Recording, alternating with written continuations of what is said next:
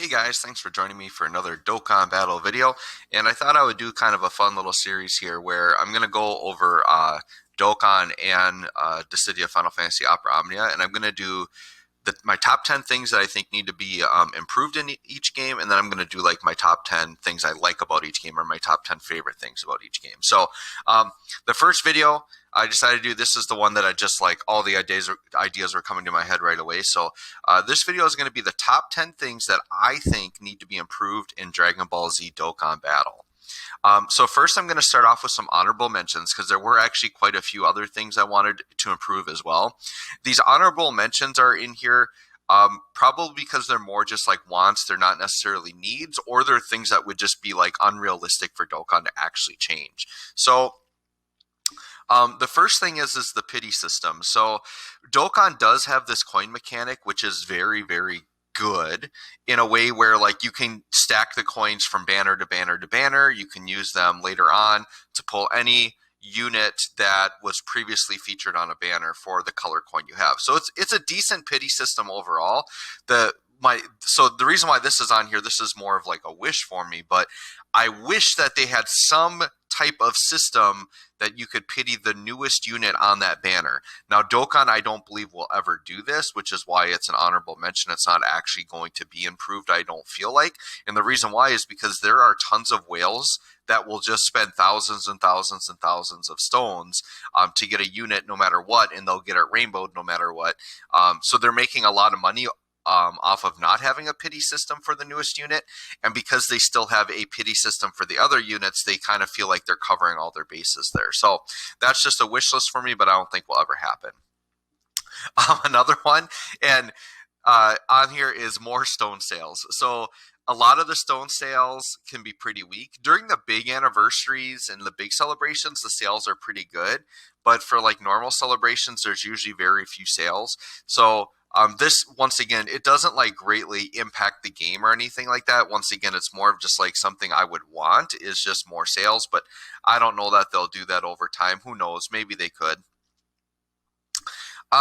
This is another one, and the reason why this one's on here, this is something that should actually be improved, but I think would be quite difficult to, you would have to do a complete overhaul of the game, and that is improve the actual normal attack animations and then the enemy sprite animations while you're attacking. Because now that, one of the best things about Dokkan, and something that's going to be on like my top 10 favorite things about it, is the actual attack animations, right? And so you've got these really beautiful attack animations, but when your characters are interacting with enemy sprites, you have this really choppy, low-resolution sprite interacting with this really nice HD character. So it would be nice if they did some type of overhaul, and some people are rumoring this could be part of the version Z update, but it would be a huge overhaul to the game because you'd have to basically redo a normal attack animation for every character in the game, which there's just a ton of them. And then doing something with the enemy sprite animations as well. The one thing they could potentially do to fix the enemy sprite animations is they could just do like an HD but like a clouded figure that could just be used for any enemy no matter what, and then they would just be interacting with that. But they probably wouldn't do that. It might be kind of weird. So this is one that would be really nice to have. It would greatly improve the game. It's just, it would take a lot to actually do it, and I don't even know if it's possible. The map system, and then just the RNG of the game. So the reason why this won't ever change is because it's actually like a core part of the original gameplay, and that is when you go into normal stages or whatever, there's like a map where you run around on. They have come out with other game modes like Chain Battle, for example, and Patan Battle that don't utilize a map system, and they took it out of the Ultimate Clash as well. That's another one where they took it out. So I think they have taken feedback that a lot of players don't like the map system, and they have taken it out of other modes. So I think it's something where overall it's going to stay in the game for modes that's already implemented for. And I think what the adjustment is if you pay attention to like newer events, the maps are actually very small and you get to the battles very quickly. So the big complaint about the overall map system is you have, like when you're grinding out, say, Awakening medals, or you're trying to grind out a free-to-play character, when the maps are really big, it takes you forever to redo the maps over and over and over and over again. And then the RNG, where like if I'm link leveling, for example, I really want to do every battle on the screen, and it's really frustrating that it's all controlled over these random dice rolls, and there's RNG on there. Once again, that's a core mechanic of the game. I don't know. I don't think they would ever change that because I think they want that board game feel to it. So once again, it's one of those things where like I wish there was a way not to have as much RNG on the map. I could just go where I want and collect all the items. And I wish that the map system overall could kind of go away or they could revamp in some way. But like I said, I think they are kind of addressing it because in newer events they are taking away the map system.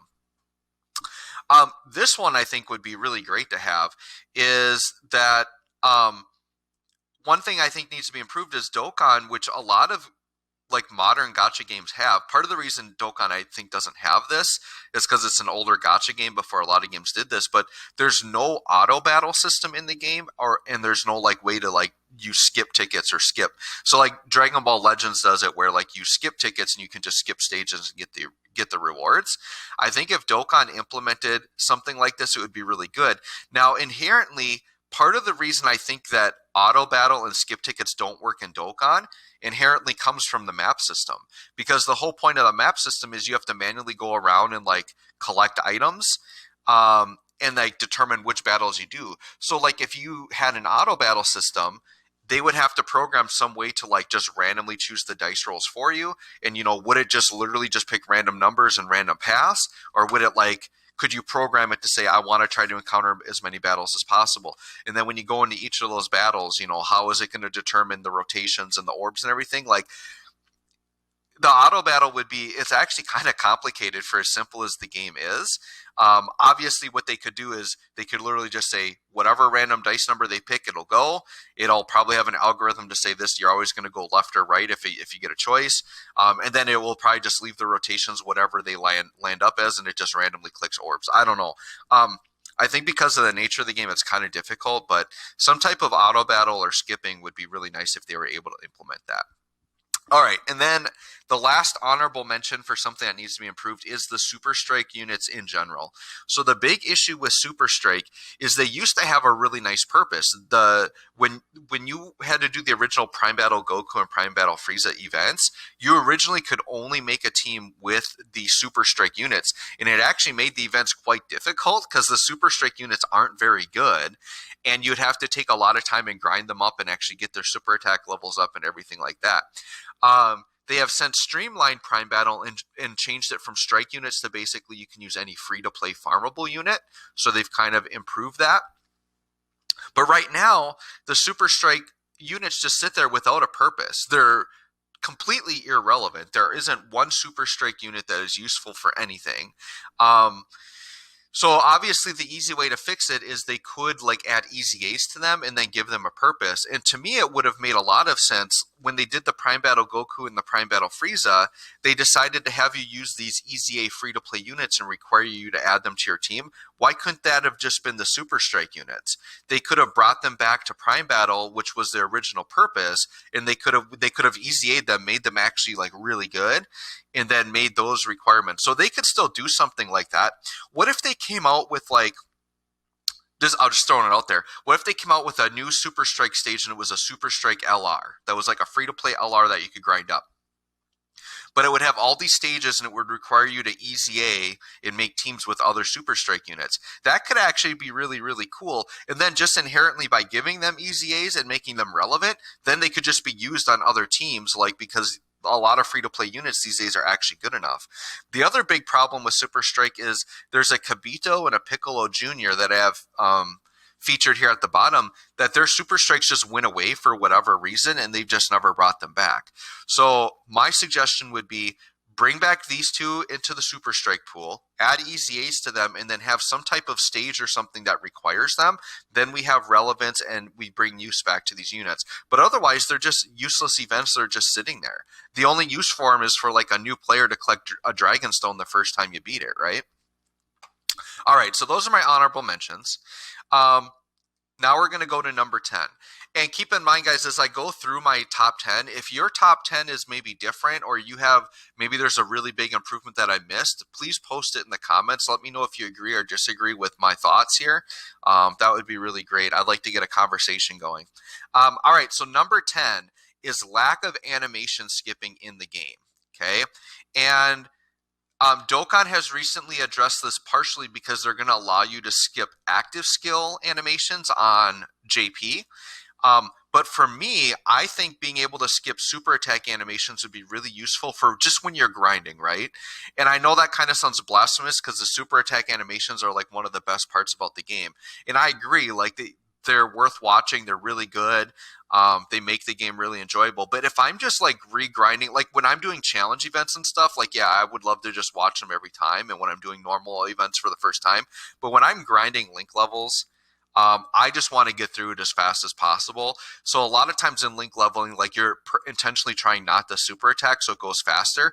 Well, if they added this into the game where I could just skip the animations, then I could just grab orbs without even thinking. It doesn't matter if they super attack or not, and then I could skip them.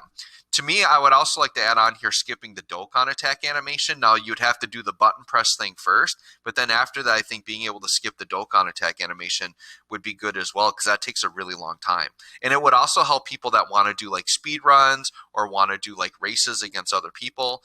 I think having an option like this would be great. And, you know, if they're like leery about doing this because they want you to watch all the super attack animations, maybe just have it restricted to a few modes. So maybe in quest mode you could do it because that's where people are link leveling. Maybe in like the speed battle mode or something because that's a race. But maybe pick specific modes where you could take out super attack animations, right? This is probably the big animation skip that everybody wants is skipping summon animations. So, for example, if you're doing friend summons just because you want Hercule statues to get some money, you don't want to sit and watch those animations. They're not exciting. For an endgame player, you have all the LRs already rainbowed or whatever. Like, there's nothing you need. You're just going for basically Hercule statues, right? And then for, you know, YouTubers or like whales that just they want to summon for a unit quickly, or you get really bad animations and you're, you know, doing a summon video, it would be nice to have that skip option if you just get like a dead animation and you don't want to like watch it all because you don't think you're going to pull anything. I think that would be a really good thing to add. This honestly would be a extremely easy fix, right? The animation doesn't actually do anything to affect your summons. Like the moment you click summon, the units go into your box. So like all they literally need to do is like make a button to make the animation go away and just get you to the summon screen, right? Where it just shows you results. That's all they really need to do for that. All right, and then number 9, which this banner also ties into, is friend summons. So I'm taking this from the perspective of an endgame player like myself, right? If you're a new player, friend summons are very useful because there are potential LRs you can summon that will be useful to you as an early game player. You can use like the Elder Kais, all the money and stuff, or not Elder Kais, but you can use like the Zenny statues and stuff to help build up your account, right? But I'm talking about for an endgame player. So the banner that I'm showing here, on Global, they did this special 5th anniversary friend summon banner that actually put like Elder Kais and stuff on there, which actually makes it worth summoning on for anybody because everybody can use more Kais. Like Kais are amazing, right?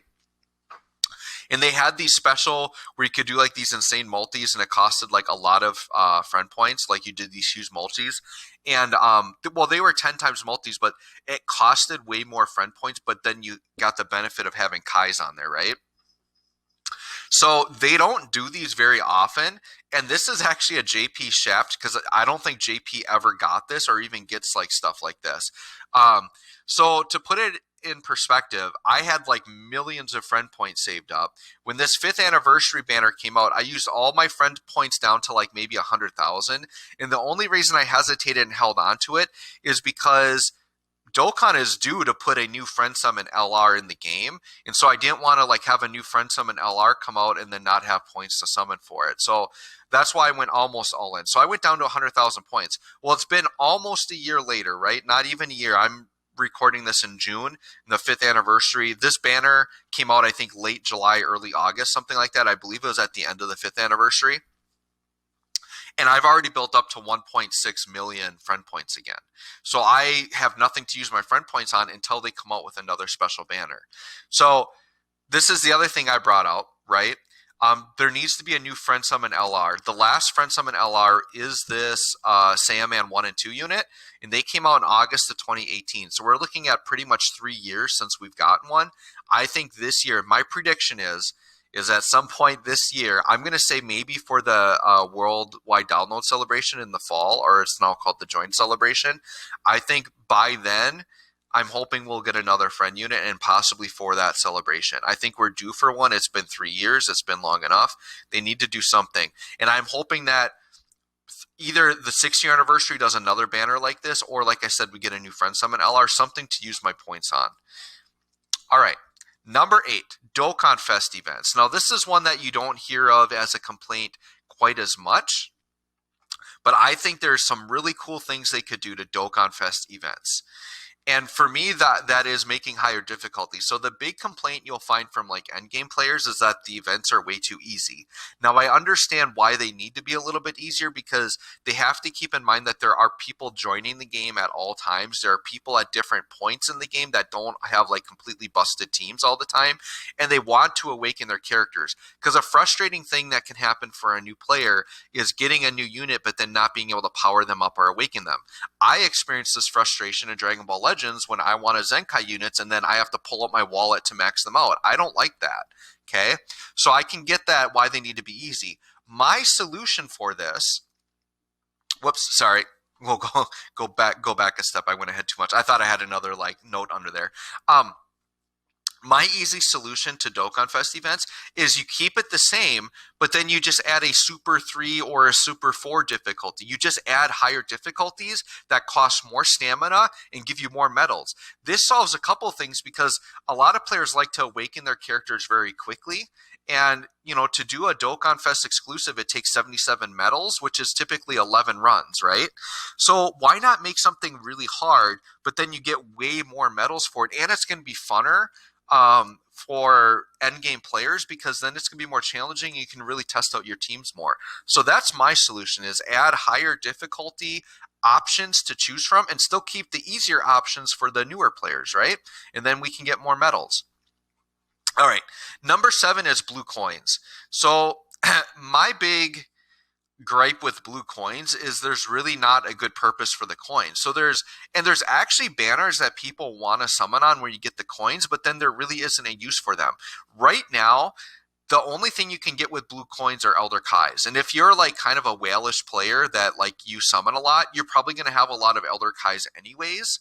So you don't really want to spend your blue coins on it. The other thing that blue coins have been used for are the 50% support units, but they very rarely come around, and they're actually getting a little bit dated. My assumption is at some point they're going to easy A them and they're going to retread their banners, and then the blue coins will have use again. But there are kind of like these units that kind of get lost that have no way to be pitied that I think the blue coin mechanic would work for. So my thought would be is the Dragon Ball Heroes banner that comes out in November, right? That banner gives blue coins. Why not allow the heroes units to be on there for blue coins? And you could do it the same as other banners where like, so in November, this coming November, we'll probably get heroes again, right? There'll be some new units that come out and they'll be featured. So then why not put in the blue coin shop all of the previously acquirable heroes units except the new ones? Excuse me.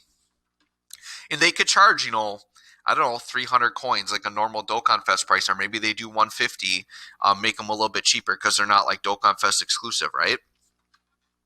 But I don't see why not put the Dragon Ball Heroes units on there. And it's not like they would be there all the time. They could still follow the rule that the units are only available for coins while the banner is up. So then just in November, while the banner's up, you can summon for the new units. And then if you have a bunch of coins, there could be, because like Global's gotten shafted where there's been some like Dragon Ball Heroes units that have never been featured and have been very difficult to acquire because you can only get them unfeatured. So why not just make a blue coin banner or a blue coin shop where you can just get any of the Heroes units? I think that would be fantastic. The other thing that I think you could do with blue coins is why not just put generic banner units? Because outside of their original banner where they were featured, it's actually can be difficult to get a specific banner unit, especially as the game grows. More and more units are added to that pool, and it's going to become increasingly hard to get those. So I'll do an example. We just recently had the Goten and Trunks banner that has a really good Tech Krillin support, right? And I knew that if I wanted that Tech Krillin, I really had to summon in on that banner and get it. Because sure, Krillin could come to me later on, but it could take a long time because when you're dealing with a huge unfeatured pool, you just don't know if you're going to get it or not, right? So why not at some point put just generic banner units in a blue coin shop? Because then it might encourage someone later on, like, hey, I might go in on this double rates banner because I really want that Tech Krillin and I never got him, and I could just go in and buy him if I get enough coins, right? A good example of this is Strength Whis, who I still think is a really, really good banner unit. I did not summon on his original banner because he was featured with Beerus, which at the time, that was way before talk of a same name update. To me, the Tech Beerus was good enough, and I had LR Beerus, so I really didn't have a reason to get physical Beerus. And it was right before an anniversary, so it was like, yeah, I'm not going to go in on that banner, even though I really want that Strength Whis. It literally took me over a year until I pulled my first copy of Strength Whis unfeatured. So you really are gambling if you really want a side banner unit, and you wait until they're not featured. It can take you a long time to get them. So I feel like blue coins could be a good place to give people an option to get that. And I know that there are so many unfeatured units that would be a huge shop. Even if it's a shop that just rotates periodically, like maybe every 2 weeks, you just swap out the units that are in there. And it could just be like an ongoing shop that rotates what units are in there. I think that could be a really cool improvement for the blue coins. Number 6 is the boost function. And this to me is very simple. The boost function was an awesome thing that they added into the game, but boy, was it disappointing that they restricted it. To me, restricting it hurts everybody. There's no purpose to restrict it. If they did not restrict this, it would benefit players and it would benefit the company as well. Because what's going to happen is then players are not going to have a restriction on their boost, right? So players like DeTruth, who is constantly link leveling, I guarantee he would be using boost every single run. And he constantly link levels, so he's going to refresh twice as fast as he would. He's going to be using stones twice as fast. So by having the boost function unlimited, it's going to help the developers because people are going to inherently use more stones, because players that want to get stuff done faster, they're going to be willing to pay stones to refresh, and the boost is going to allow them to do that quicker. Okay? And for players, it's going to be nice because if you don't like the boost and you don't want to refresh, there's nothing saying you have to use it, right? So any player, if you don't want to use boost, just use your regular stamina. There's nothing saying you have to use it. And then players that want to have the option to do it. So to me, there's only positives for making this unlimited. I don't understand why they even restricted it in the first place. It really doesn't make sense to me. Other than they maybe want players on the game for more playtime. That's the only reason that it would be bad, because it's going to take you longer to use up your stamina if you can't use this unlimited. So that's the only benefit to the devs, is if they want players physically playing the game longer. But to me, that doesn't outweigh the benefits of just making it unlimited. Okay, here's a big one. Number 5, character name and category issues in the game. I've got a little bit of a rant to go on here, but we'll go through this kind of step by step. And a lot of you have probably heard of these complaints. As we get into the top 5, these are going to be very common complaints in the game. So these are going to look familiar to you. So there are several characters who share the same name but shouldn't. So the prime example of that are these two Trunkses down here. So this is a Cell Saga Super Saiyan Trunks, and this is a Dragon Ball Super Rage Trunks. So the first issue with this is in Dragon Ball Super, Trunks is a lot older, so just age-wise he could be differentiated, and because he's part of a different series he could be differentiated, and Trunks' Rage mode should be differentiated as a different form. I believe in Legends they differentiate it. They call him Rage mode or something like that. So there are several reasons why these two Trunkses should not be the same character. And you might argue, well, with the same name update it doesn't matter. But in reality, it really does matter, because even with the same name update, they're not going to link together. In my eyes, these two characters should be able to be run on the same team, and they should link together. Okay, I don't have pictures of them, but the other character I feel like that falls into this is Dragon Ball Super Broly versus Dragon Ball Z Broly. To me, they are two vastly different characters. You should be able to run them together, and they should be able to link. Okay, so that's one issue with the character names, right? With categories in general, some categories are too subjective And it makes it easy to find faults in their choices. So, for example, Exploding Rage, Full Power, Revenge, and Rapid Growth, they're all like very subjective. They're not cut and dry like, say, Super Saiyan 1 or Super Saiyan 2 or Kamehameha or Goku Family. Like, those are cut and dry. Like, you should know if a character's on the category or not. But for this example here, we'll use Revenge as an example. For some reason, Dokkan doesn't think Paragus and Broly are out for revenge. You're trying to tell me after King Vegeta exiled both of them to another planet, and they come back specifically to find Vegeta's son to get revenge, you're telling me that isn't worthy of the revenge category. Okay, and I even looked up, like, some people might argue that this Broly isn't out for revenge. He's just doing what Paragus wants. But I even looked up standalone Paragus cards. There's like one standalone Paragus card, and he's not on revenge. And it's the Dragon Ball Z Paragus. So to me, it opens Dokkan up when they do these categories that are a lot more subjective. It opens them up to criticism, and it can make them look bad, and it can be frustrating to players when characters that we really feel should be on the category aren't on that category, right? There's also a bunch of just like weird small categories like Special Pose, Connected Hope, Storied Figures, Heavenly Event. To me, those are some of the more egregious ones that they're just kind of useless categories. And to me, it makes Dokkan look like they're just a money grab, right? Because as a player, I would rather them keep coming out with the same categories and buffing them and making better leaders. But for Dokkan, they always want to come out with new leaders because they want you to summon for the new units to get that leader skill. And then what they do is they'll put missions in like Legendary Goku event or Infinite Dragon Ball History that use those categories. So my big example is on the Legendary GT Goku event, one of the required categories is Connected Hope. Well, I did not touch that Janemba and Pikkon banner, and I had no desire for it, right? But they put Pikkon and Janemba's new category on there as requirements, and without them as a leader, it's quite tricky to build a team to actually beat that difficult event. So now it's like, oh, I kind of wish I had Pikkon and Janemba just so I could beat that mission. So really, it's about money for them, right? But I really wish they would fix that kind of stuff. All right. So another issue with categories just in general is when they make joined forces cards. So like this Paragus and Broly, and I've got the Broly trio over here, Broly, Chilai, and Lemo. The issue is when they do these joined forces cards, they only get the categories that every unit on the card belongs to, which I think is a mistake because then it ends up heavily restricting the units. So for example, this Broly, Chilai, and Lemo, they're only on joined forces and movie bosses, okay?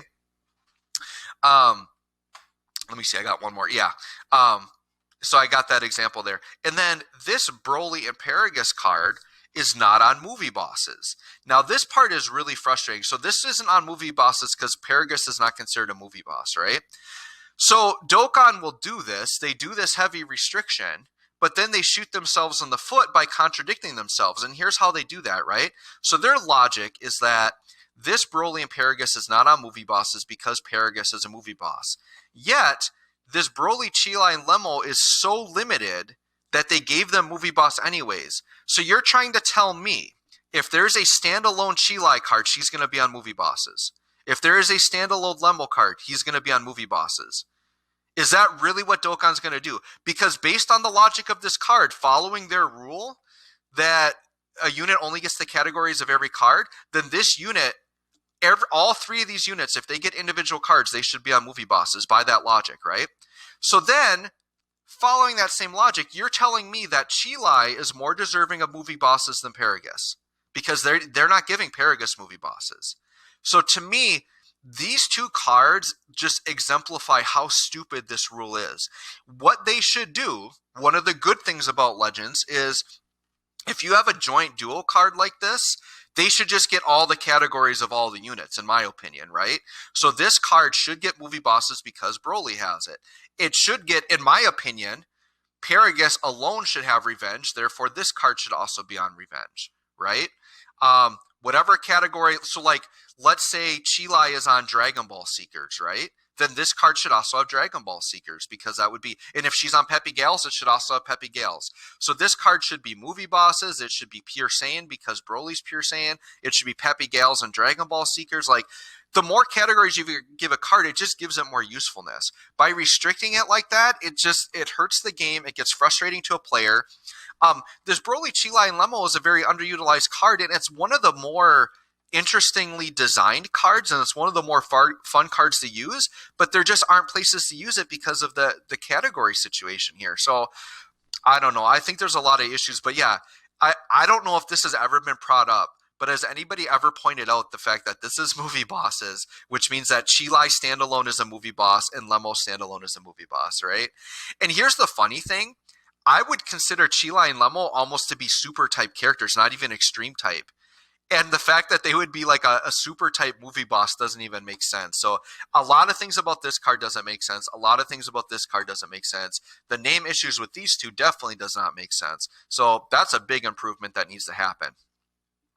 All right, number 4, general inequality between versions. So basically between Global and JP, there are tons of inequalities that happen, and it causes controversy in the community, right? And we'll talk about it, but the best way to fix any inequality is just to sync the games up and make them the same, right?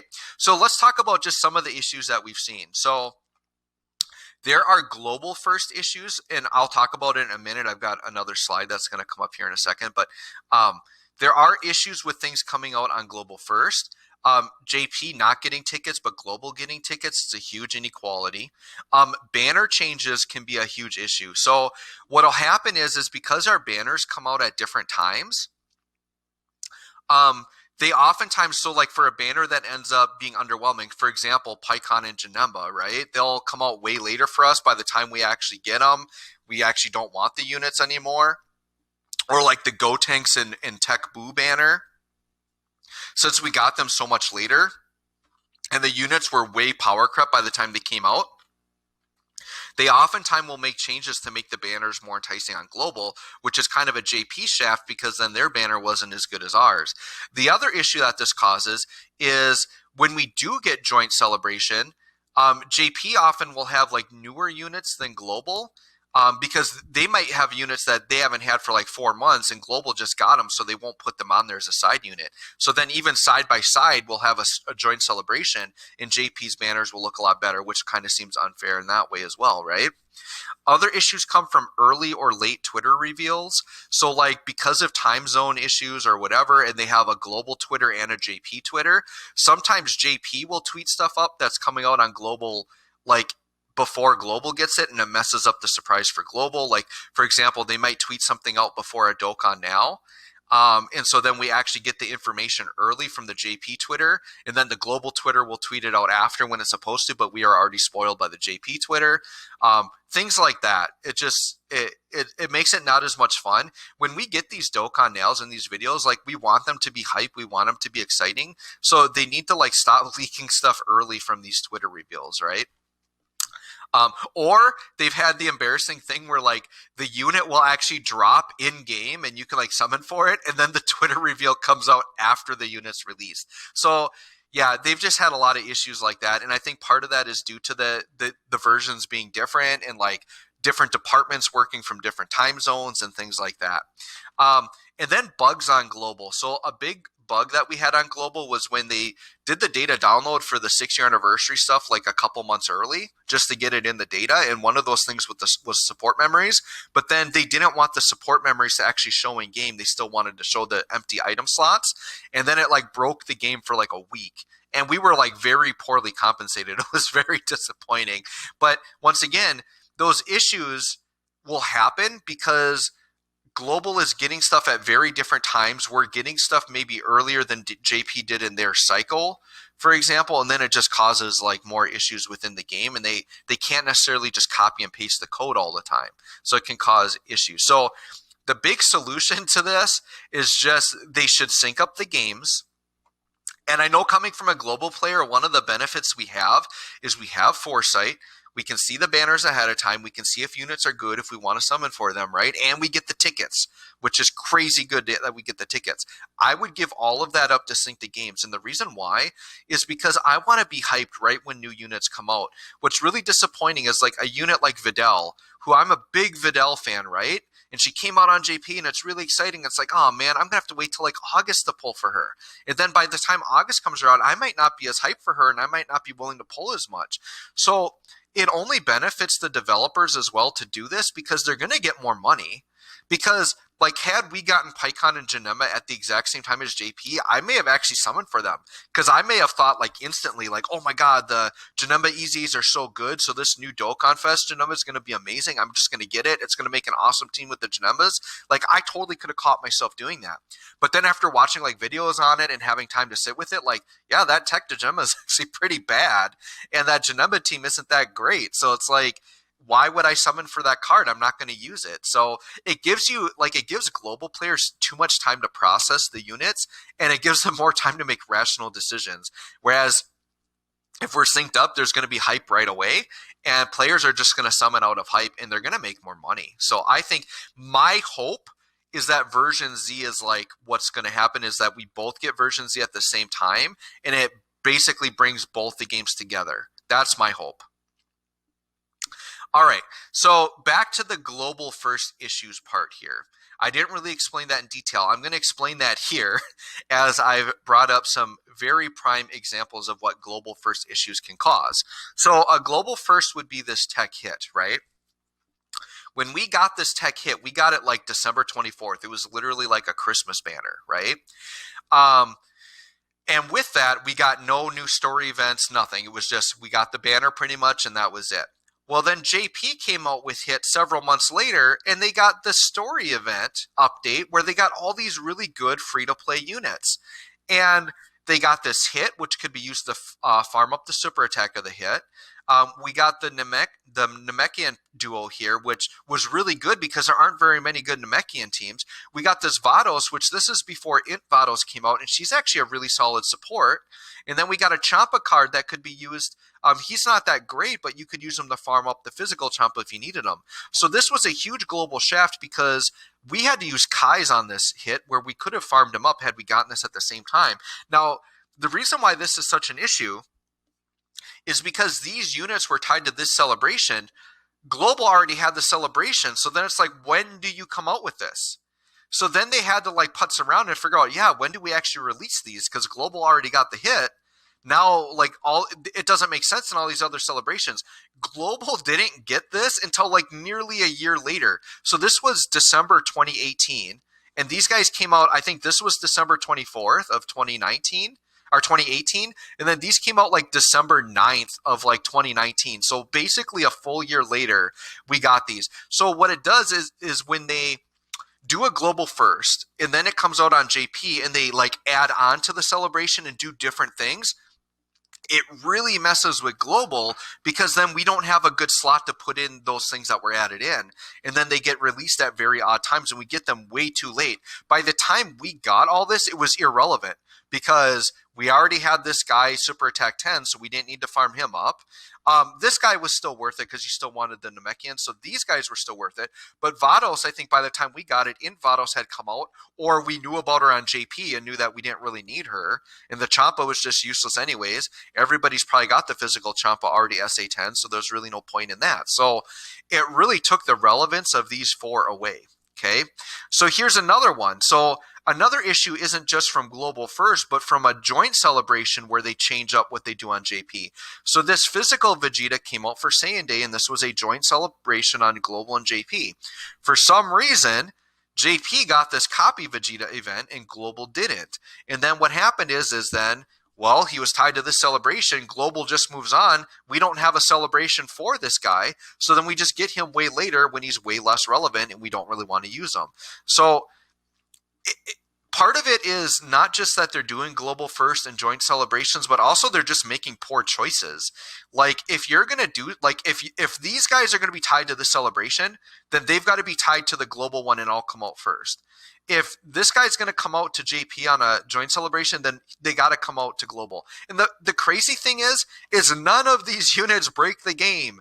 It would not have like hurt global in any way to have these at the same time as JP. Did not make any sense at all. So, like I said, I think they should just sync the games up, make them perfectly equal in every way, no inequalities, you're literally playing the same game. What I would like is if they literally just merge the servers together and we're playing the exact same game that JP has, it's just it has English language on it. That's literally what they need to do. All right, anyways, enough of my number 4. Number 3 on my list, and I'm sure a lot of you are probably predicting what number 1 is if you've been playing Dokkan and like watching YouTubers, you should probably know what number 1's going to be, but you can think in your head and see if you can get it right. Flawed game mode. So there are like a lot of complaints about specific modes, and I decided to just lump them together into number 3. So the first game mode that is flawed is World Tournament, and this is a big one that people will complain about. The big thing with World Tournament is very grindy. The preliminary round takes a long time, and this is an issue where the map system comes into play because it takes time to go around the map, and it's really frustrating when the enemy decides they just want to run away from you constantly, and it takes you like 6 turns to like just touch them to do the battle, right?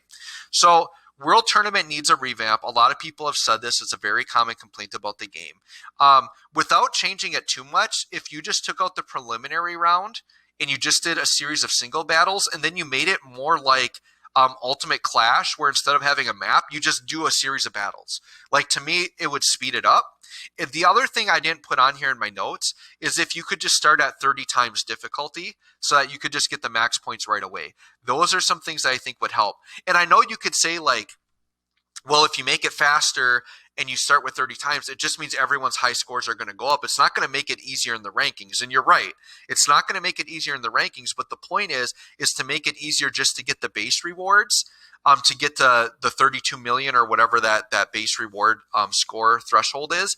You just want to get to that 30 whatever million points as fast as possible, because a lot of players are just content doing that. And then the players that are competitive that want to grind for the actual rank, it's going to be fair for all players. So whether it's faster or slower, they're going to grind it the same as they used to. So that part wouldn't change. To me, you need to make it easier to get to the minimum requirements for those players that don't want to grind this for 50 hours, right? Chain Battle is another flawed game mode. Now, I appreciate Chain Battle as them trying something new. I don't mind it because it's not as much of a time commitment as World Tournament is. The thing that's frustrating with Chain Battle is that the calculations seem random, where you can go in with like the exact same team twice in a row and you'll get very different scores. I think the RNG of team building is frustrating. So part of this RNG is that you're depending on your friends having good units. You can't control that yourself, which I would rather just be able to like do my own units and control it that way. And then it's frustrating that even if your friend does have good teams built, you still get like randomly selected which units you can choose from, and you might get 1 or 2 that don't make the best team. And then the other thing is that when you do that second part where you have to like quickly pick the 3 units, that's also RNG out of a pool. So then you're not guaranteed to get the 3 units you want to link. So all that stuff makes it really frustrating. Obviously, the reason they do it like this is because they want more money. And they want people to use stone refreshes so they can reuse the friend units and try it again and hope the RNG is better next time. I get it, but some of that I think could be toned down a little bit. The other thing I don't like about Chain Battle is it encourages you to use resources on bad units. And that's what this last part is here. Because the best teams will have like TURs of LRs, SSRs of LRs, and then you'll have SSRs of other TURs or whatever. So you'll have basically like rainbowed unawakened units that can then link with the awakened versions of those units. So for the best teams, you want to look at the featured characters and then have like a bunch of unawakened versions of those. And what that does is it encourages people to use potential orbs on those units to rainbow them, even to use awakening medals to like get them from SSSR to UR, even though you already have the main unit rainbowed. It just encourages you to waste resources to build a better team for your friends to use. Now, obviously, you can just choose not to do that because ultimately it's not going to affect your score, right? But there's a part of me, like when I played Chain Battle, Like, I want to be a good participant. So I want to be able to put good friend units out for people to use. And you are rewarded for that because you do get like the thumbs up from your friends and stuff to get more points to buy equips. So there is a benefit to doing it. And I want to try to put out the best units I can for my friends because I'm using their units as well. And I want them to put up good units for me. So even though you're not directly affected by this necessarily, you are still kind of pressured to do that. So I did a video on this. There's a mode in the game called Ultimate Speed Battle that literally has no purpose. I did a video on it. If you want to check it out, go ahead and watch it. It's literally like a forgotten mode. They came out with it, I think, around the 2nd year anniversary. And they did like a cool like live in-person basically race where like you play this mode and like race against other players. But like in game, other than like just tracking your time, it doesn't really do anything. There's no rewards with it or anything. So I think they should kind of revamp this and like make it useful in 2021 or make it useful to today. So what I think they should do is they could either add new stages with harder difficulty, or even with the stages that they have, just add missions to it. So like you could add missions where like beat it in under this amount of time with this category team, or beat it in this amount of time using only extreme units, whatever. But all they would have to do is periodically just throw some missions and some rewards at this. And the speed battle then has use, right? And then they could update it with more difficult events. I think this could be a lot of fun. They could have fun with it like with their Twitter, and like they could do live events where they could actually do speed battle competitions. Like Dokkan could really make use of this and do some really fun stuff and get the community involved and actually have like, what if they did like online speed battle tournaments and they actually had like real life prizes where they would like mail you figurines and stuff. Like in JP, you know, like during the anniversaries, they do these ticket campaigns where you can actually spend tickets to go into lotteries for like real like physical items that are mailed to you. Why not do that on global with speed battle and have races and then give out real prizes? That could be really cool. And then quest mode. Yeah, quest mode has a purpose. Basically, you do it once to get the stones and then you link level on it, right? But man, it hasn't been updated in forever. Like, add some new stages. How refreshing would that be? Add some new stages. Maybe put some free-to-play units in there to grind. Maybe have, like, if you make new stages, knowing that people... Because this wasn't designed with the intent of link leveling. Why not add new stages and throw a stage in there that's, like, built for link leveling with like maybe it's a ton of Cybermen or battles and they all have stop signs and then there's no way to miss them. That would be ridiculously awesome, right? To me, it's like, are they just afraid of giving you too many free stones? Like, what is the fear of adding to quest mode? Are they afraid that when people re-roll and make new accounts, then there's more like free-to-play stones at the start? I can't believe they're afraid of a few, because it's not like a quest stage gives you a ton of stones, right? Like one area of a stage will have 3 difficulties, so it's like 3 stones per area, and then maybe it has 3 mini areas in it, so you're looking at like, I don't know, like 20 something stones. Like, it's not that much, and it's not something you can like repeat. Like, you just do it once and it's done. Why not during some of these dry periods where there isn't content? Like maybe there's a period where there's like no celebration going on, or it's like in between celebrations. Why not just add a couple quest mode stages, something to do, right? Which leads me right into number 2, which is content. One of the biggest complaints about Dokkan is lack of content, right? So the game will have very long dry periods with little content, usually between celebrations, or there might be like, so like right now on global, right? We're in this really weird time period where we just finished a big celebration, but then there's like not enough time in between to do another big celebration before the anniversary. So they're just throwing us this Tapion and Monosha banner and giving us like a little story event thing, and like that's it. Like there's nothing else really there. Sorry, they gave us Patan Battle, but that's not something you actually play. Like, you just go in and set up your units and then you walk away. So right now, yeah, I'm just link leveling until the anniversary. So I think Dokkan needs to just work on spacing their content better and finding things to do. Okay, so basically what the game relies on is link leveling or just replaying events you've already completed just to play with teams for fun. So speaking from myself as an endgame player, basically what I do when there's no new content is I just link level, or I play Legendary Goku event, or I do Super Battle Road, or I'm recording videos for YouTube, right? And I'm just using it to try out different teams and play with my characters. That's literally it. Okay? Now, very easy solution to this. Just add missions to already existing events. So like players are already playing Legendary Goku event. They're already playing Dragon Ball History. These are the type of things that players are just doing because they're bored. All you have to do is like every 2 weeks, just add different missions with different teams or different characters. You can make them ridiculously hard. I don't care. It's something to strive to do, right? And it literally requires no additional programming. They're not adding new stages. They're not adding new difficulties. They're literally just programming a mission to be attached to the event where you can get rewards. And why not make them time limited? Just say for the next 2 weeks, if you do it in the next 2 weeks with this team, then you get some zones. Okay? Very easy. And then like I mentioned with Speed Battle, they could do the same thing. They could add missions to Speed Battle and actually give out rewards. And if they're afraid of too many stones, give us other things. Give us a Kai. Give us food items. Give us keys. Any type of rewards, give us potential orbs. Like you don't have to give us stones. Give us other stuff. That's fine. Players will still do it. It'll still be content. It'll still be fun to do. Yeah, that's all they really have to do for content. Is just add. Keep in mind the content has gotten better. Definitely, especially for these large celebrations. Like I have no complaint during a big celebration, but it's just these like lull in between times, right?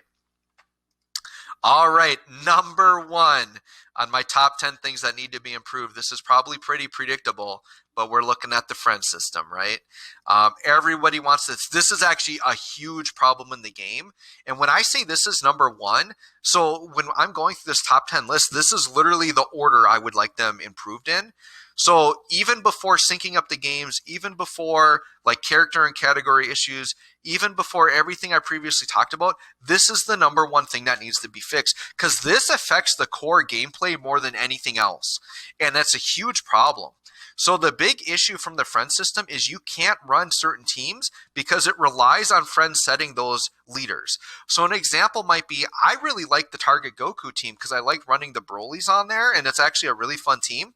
But you can't find AGL Super 13 on there.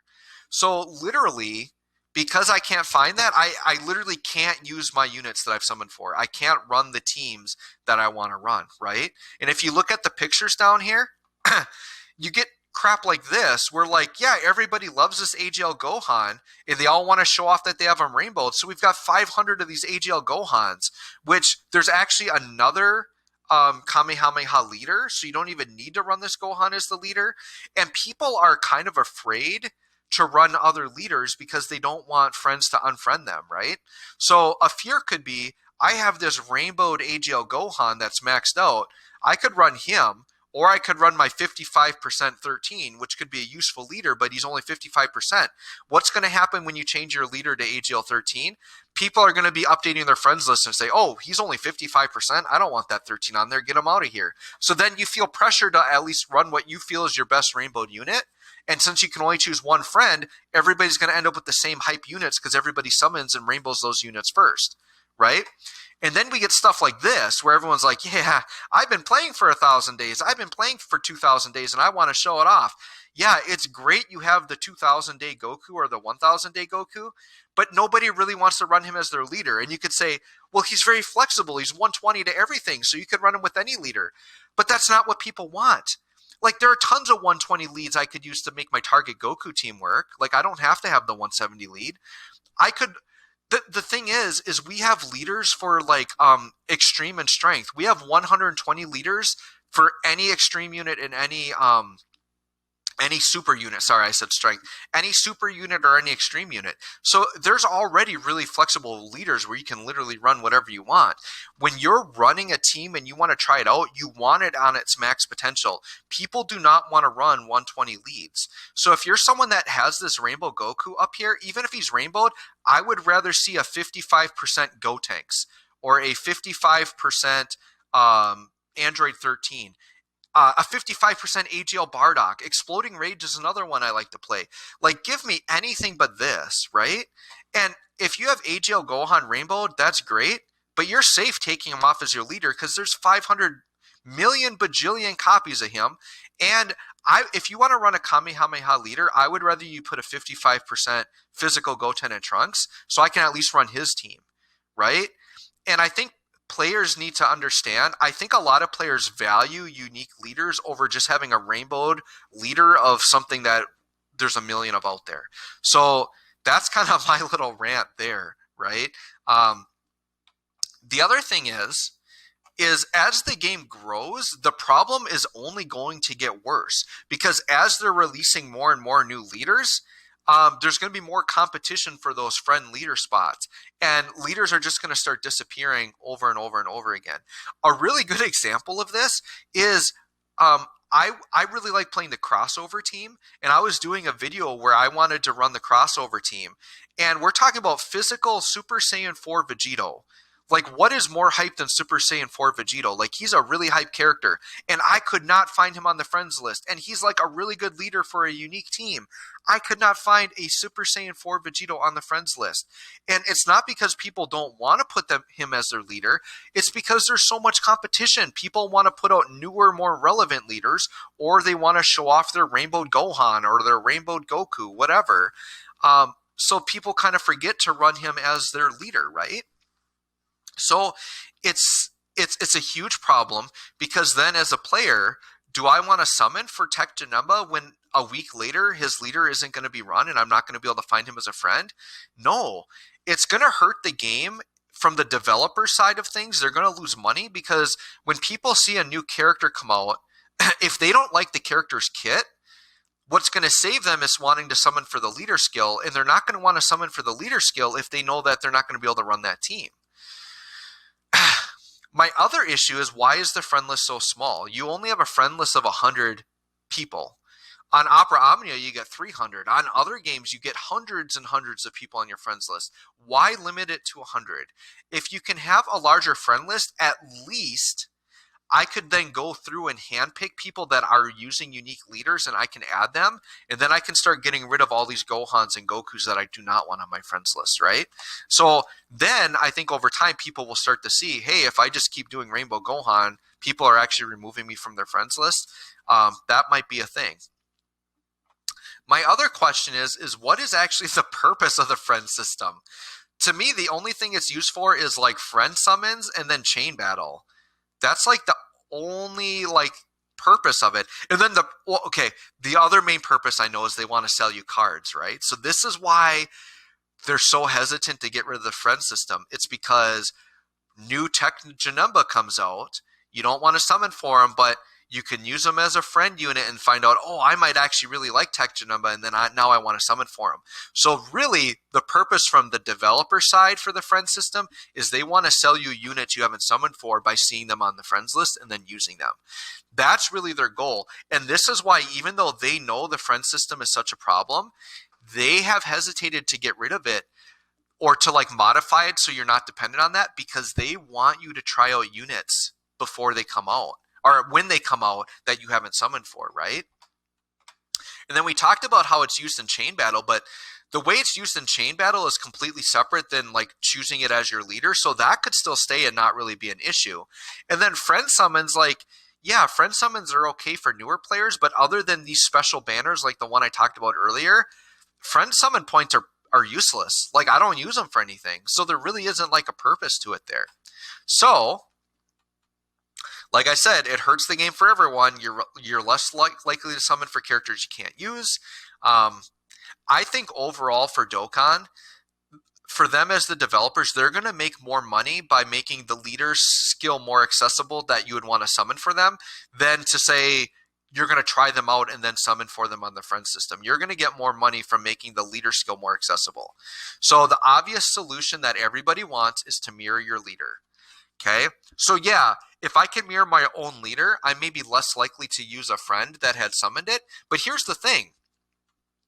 If you don't summon for it, you would still have to use a friends off the friend system, and they're still getting the benefit of that.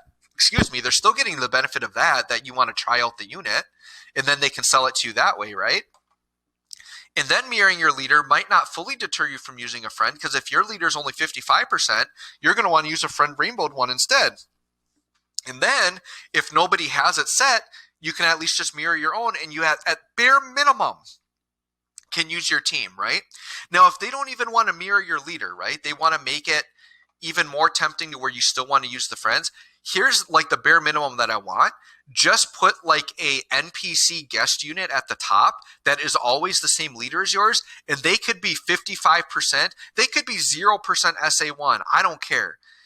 At least if it's that, I can still run the team, and I can just have that be a useless unit that I'm floating off, but I can at least run the team that way, right?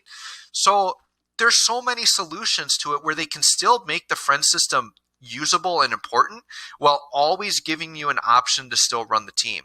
Another good thing they could do, this wouldn't be a total solution, but maybe in conjunction with the mirroring, but allow players to set more than one leader. Like, let me pick 5, 6, or 7 different leaders that my friends could use. And then when this pops up, maybe the Gohan's here, but then we see like 4 other characters in this box, and I could click on the one that I want. That would be really cool. And then the other issue I said is maybe just allow yourself to have more friends on your friends list in general. All right, guys. So that's it's kind of a long rant, but that's my top 10 things that I feel like need to be improved in Dokkan Battle. If you agree or disagree, let me know in the comments. If you have ideas for things that need to be improved that I didn't mention on this list, please let me know as well. And let me know if you agree with the order or if you would change the order of this list. And if you want to give me your top 10 in a short list, that would be awesome as well. So anyways, thanks for watching, guys. We'll catch you all in the next one.